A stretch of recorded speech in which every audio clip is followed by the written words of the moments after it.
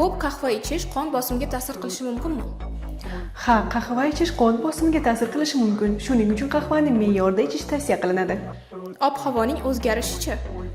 Qon bosimi tez-tez oshadigan odamlarga ob-havo o'zgarishi kuchli ta'sir qiladi. Qaysi mahsulotlar qon bosimiga ta'sir qilishi mumkin? Tuzli mahsulotlar, kofeinli ichimliklar, energetik ichimliklarni me'yordan ortiq iste'mol qilish qon bosimini oshishiga ta'sir qilishi mumkin. Qon bosimini o'lchayotganda eng ko'p uchraydigan xatolar qaysi? Shoshilib o'lchash yoki o'lchash vaqtida gaplashish va qahva ichib darhol o'lchash natijaga ta'sir qilishi mumkin.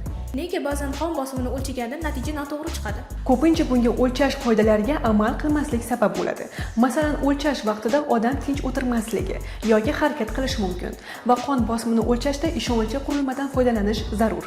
SSF kompaniyasining elektron tonometri bosim va pulsni tez, aniq va qulay o'lchashda yordam beradi. Ovozli funksiya mavjud bo'lib, ovoz orqali natijani ham bilishingiz mumkin. Xotira funksiyasi esa oldingi o'lchovlarni nazorat qilishda yordam beradi. Ushbu tonometrni shahringizdagi dorixonalardan yoki Uzum va Yandex marketlardan xarid qilishingiz mumkin.